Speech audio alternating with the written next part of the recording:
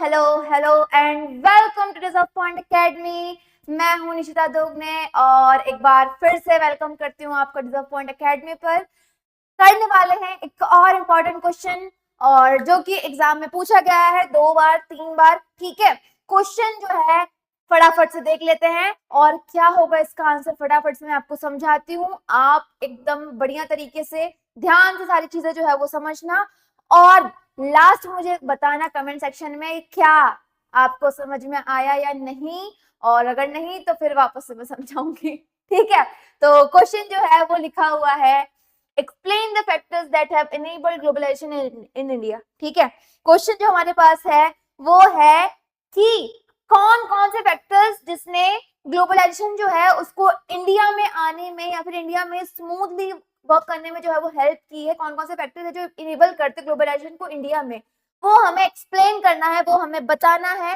फटाफट से आंसर जो है वो देख लेना और ना समझ में आए तो वापस से वीडियो को देखना और वापस से समझना। ठीक है, तो देखो, है ना, पहला जो है वो है आपके पास कौन सा फैक्टर, इंफॉर्मेशनल टेक्नोलॉजी। ठीक है, आईटी जो है वो आपका पहला फैक्टर है जिसकी हेल्प से ग्लोबलाइजेशन बहुत अच्छे से इंडिया में जो है वो आया है और अच्छे से काम जो है वो कर पाता है। ठीक है, अब आईटी क्या है, आईटी जो है आपका मेनली इंफॉर्मेशनल टेक्नोलॉजी, मतलब जो आपका फॉर एग्जांपल इंटरनेट जो है आपका, है ना, ये आईटी सेक्टर का पार्ट है।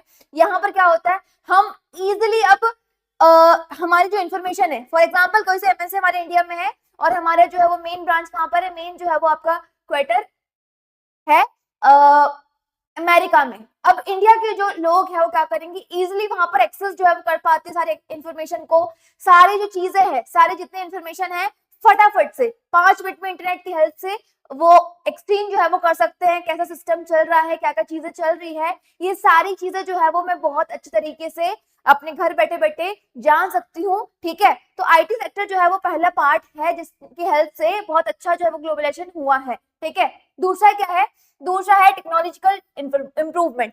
टेक्नोलॉजी जो है वो आने के कारण ग्लोबलाइजेशन बहुत अच्छे तरीके से जो है वो उसने ग्रो किया है, बहुत अच्छे से जो है वो इनेबल हुआ है। टेक्नोलॉजी कैसे, फॉर एग्जाम्पल आपका जो है वो कंटेनर्स है ना, over the past year advancement in technology such as use of container for transportation has reduced cost and increase market reach. ठीक है, पिछले 5 सालों 50 साल में अगर देख लूं तो टेक्नोलॉजी जो है वो उसने बहुत अच्छे से हेल्प किया है, बहुत स्मूथली जो है वो ग्लोबलाइजेशन को हेल्प जो है वो किया है। जैसे कि आपका है कंटेनर्स। ठीक है, पहले जो है वो पैकेजिंग हमारे पास इतनी अच्छी नहीं थी, लेकिन आज के टाइम पे पैकेजिंग जो है वो हमारी बहुत अच्छी है। टेक्नोलॉजी जो है वो जैसे जैसे बढ़ी है वैसे वैसे बहुत अच्छे से जो है वो सारी चीजें इनेबल हुई है। और जैसे कि आज के टाइम पर अगर कंटेनर की बात कर लूं मैं तो उसके यूज के कारण जो है वो क्या हुआ है, ट्रांसपोर्टेशन में हमें बहुत ज्यादा जो है वो इजी हो गया है।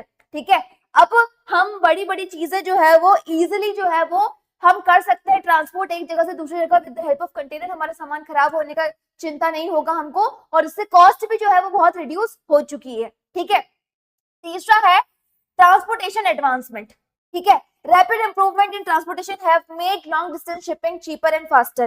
ट्रांसपोर्टेशन इतना अच्छा हो चुका है टेक्नोलॉजी के कारण, या फिर ट्रांसपोर्टेशन जो है वो over the period of time इतना बढ़िया हो चुका है अब कि उसकी हेल्प से जो है वो ग्लोबलाइजेशन बहुत आसान हो चुका है। ग्लोबलाइजेशन इन द सेंस मैं बात कर रही हूँ कि एक कंट्री, एक एमएनसी जो है वो दूसरी एमएनसी बोल रही हूँ, एक कंपनी जो है वो दूसरी कंपनी में जाकर अगर प्रोडक्शन करती है तो वहां पर वो इजिली सारी चीजें जो है वो एक्सेस कर सकती है। ट्रांसपोर्टेशन, रॉ मटेरियल कुछ हो गया, अपना कुछ प्रोडक्ट है वो एक जगह से दूसरी जगह पहुंचाने में अब पहले से ज्यादा जो है वो आसानी से मैं पहुंचा सकती हूँ और चीपर रेट में। ठीक है, पहले बहुत मुश्किल होती थी लेकिन अब एयरवेज है मेरे पास, शिप्स वगैरह है आपके, वाटर वे, ठीक है, और ट्रक वगैरह हो गया आपके, बहुत सारी चीजें हैं जिसकी हेल्प से मैं इजिली सामान को एक जगह से दूसरे को पहुंचा सकती हूँ। तो ये एक और इम्पोर्टेंट फैक्टर है जिसकी हेल्प से ग्लोबलाइजेशन जो है वो इंडिया में इनेबल अच्छे तरीके से हुआ है। ठीक है, नेक्स्ट है गवर्नमेंट पॉलिसीज। हमारी इंडिया जो है उसकी गवर्नमेंट ने बहुत सारी पॉलिसीज जो है वो बनाई हुई है ताकि ग्लोबलाइजेशन जो है वो अच्छे से हो, ग्लोबलाइजेशन प्रोसेस जो है वो बहुत अच्छे से हो, है ना। तो गवर्नमेंट पॉलिसीज जो है ये भी एक बहुत इंपॉर्टेंट फैक्टर है। अगर हमारी गवर्नमेंट जो है वो नहीं निकालती, अगर ट्रेड बैरियर जो है वो उन्हें नहीं हटाती तो आज तक हमारे इंडिया में एमएनसीज आ ही नहीं रही होती, है ना।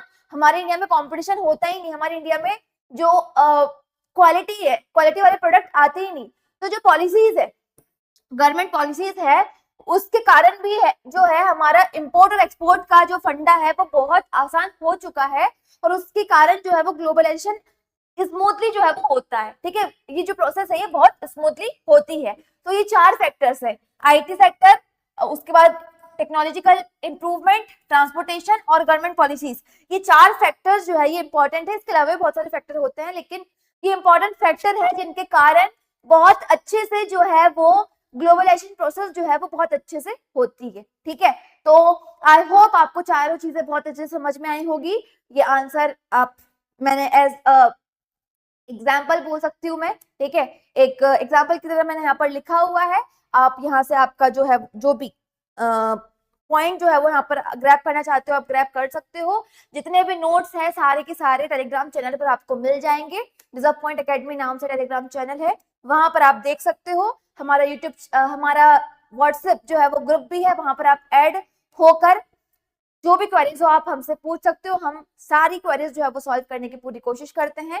साथ ही साथ वीडियो पसंद आया हो तो लाइक करना, मुझे कमेंट में बताना, सजेशंस देना कि और कौन से क्वेश्चन जो है वो मैं करवा सकती हूँ, और वीडियो को लाइक जरूर कर देना। मिलूंगी मैं आपसे नेक्स्ट वीडियो में, तब तक के लिए बाय बाय।